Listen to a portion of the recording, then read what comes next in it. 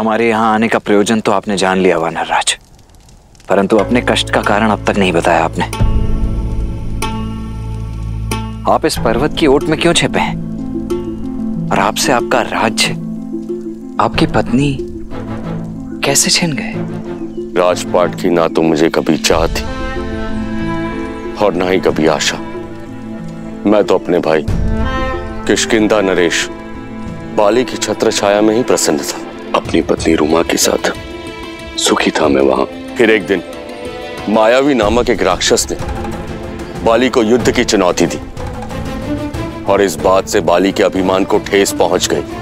बाली को वरदान प्राप्त था कि जो उससे युद्ध करेगा उसका आधा बल बाली में आ जाएगा, परंतु मायावी और बाली के युद्ध ने मेरा पूरा बल ही छीन लिया, मेरा पूरा जीवन ही बदल दिया। बाले! बाले! कहाँ छुपने बना है कायर? लड़ मुझसे!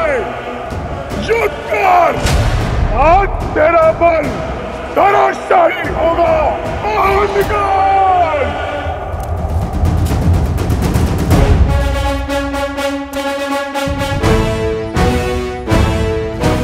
लगता है तुम्हारी मृत्यु तुम्हें मेरे द्वार तक खींच लाई है, इसलिए युद्ध के लिए ललकारा है। भागता कहां है कायर? रुक!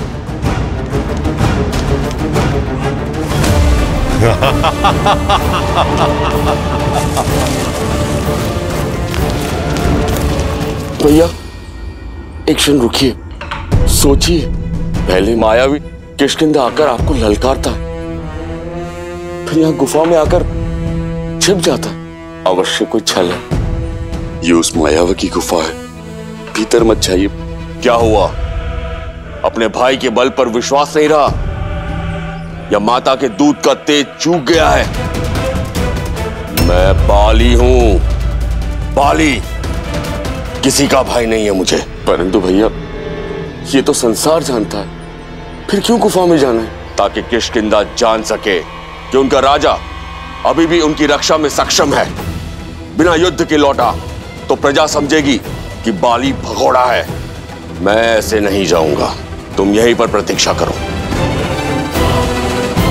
मैं इस कथा का अंत करके आता हूं। किंतु भैया मेरा निर्णय अटल है सुग्रीव।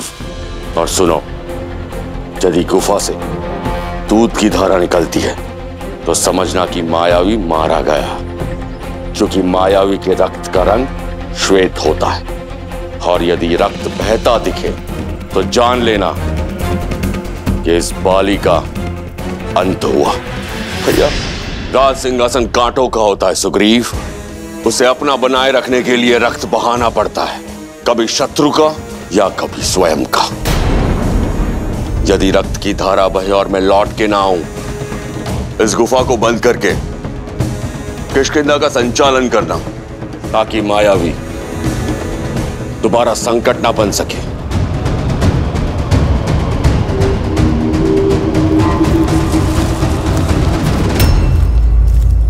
प्रहार से दिन बीते, दिन सप्ताह में बदले और सप्ताह महीनों में। मैं मन में आस लिए 1 वर्ष गुफा के बाहर बैठा रहा मैं, किंतु ना तो मायावी बाहर आया और ना ही बाली। फिर एक दिन रक्त की धारा बाहर आई।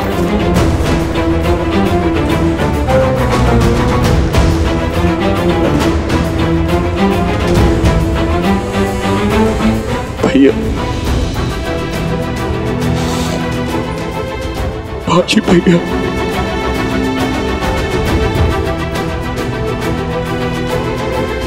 भैया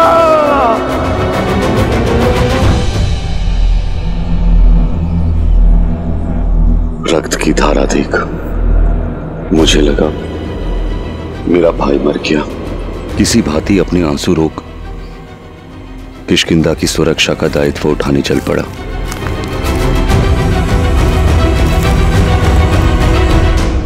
मायावी के प्रकोप से राज्य को बचाने के लिए मैंने एक चट्टान से गुफा का मुख बंद कर दिया। और ये दुखद समाचार बाली की पत्नी तारा और पुत्र अंगद को सुनाने चल पड़ा।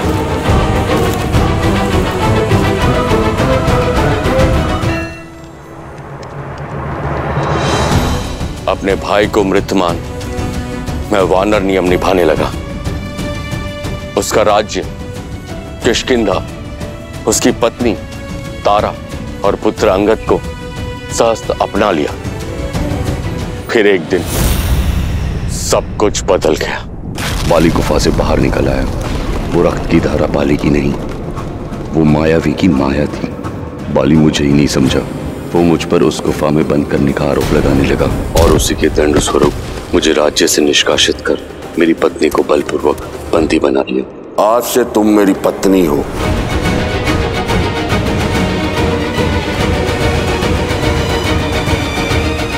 यदि आज मैं जीवित हूं तो हनुमान की सहायता और ऋषि मतंग के श्राप के कारण, जो बाली को यहां आने से रोके हुए हैं। उसे श्राप है, यदि उसने ऋषिमुख पर्वत पर अपना पैर भी रखा तो उसके सिर के 100 टुकड़े हो जाएंगे। किंतु जीवित रहने का एक दंश भी है। मुझे अपनी पत्नी का वियोग, उसकी पीड़ा के आभास के साथ ही जीना है। आपके भाई ने जो आपके और आपके पत्नी के साथ किया, उसके लिए उसका केवल एक ही दंड है, मृत्यु।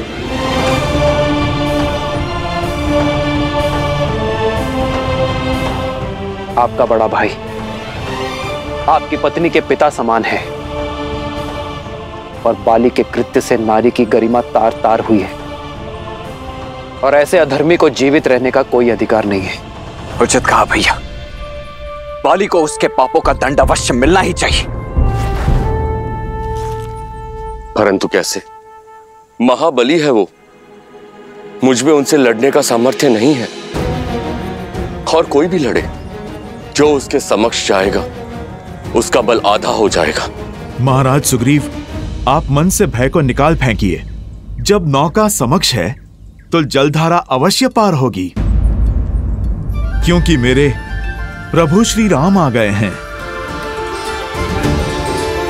जिनके स्पर्श से पत्थर में भी प्राण खिल जाए। महाराज सुग्रीव, वो अवश्य ही कोई मार्ग निकालेंगे। नियति ने आप दोनों को किसी उद्देश्य से ही मिलाया है। यदि आप प्रभु श्री राम से संधि कर लें तो आप में बल भी आ जाएगा और सामर्थ्य भी। हनुमान, संधि के अपने कुछ नियम होते हैं। वो या तो दो राज्यों के बीच होता है या दो राजाओं के बीच होती है, किंतु यहाँ ना राम के पास कोई राज्य है, ना ही तुम्हारे पास।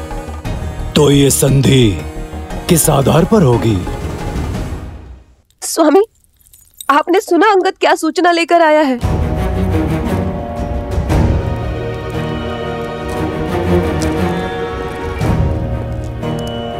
अंगद,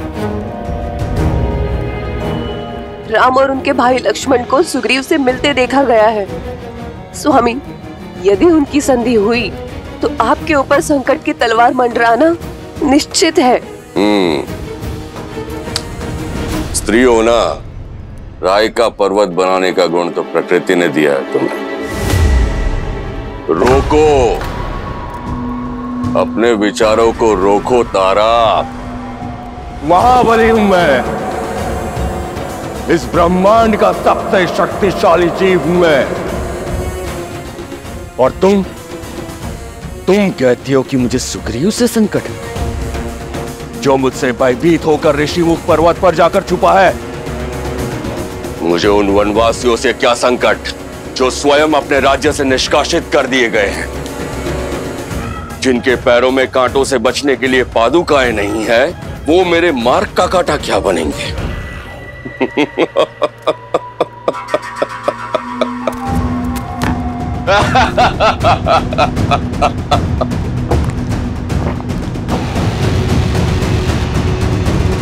जो स्वयं परास्त है वो मुझे क्या हराएंगे?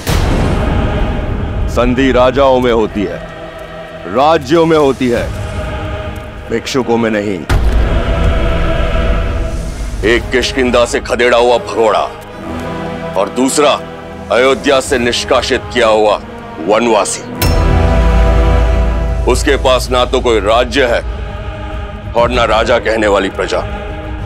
क्या बिगाड़ेगी उसकी संधि मेरा?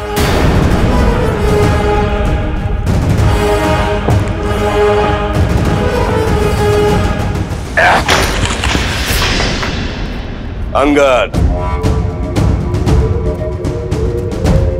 पुत्र अंगद, उचित अनुचित का निर्णय बल से होता है।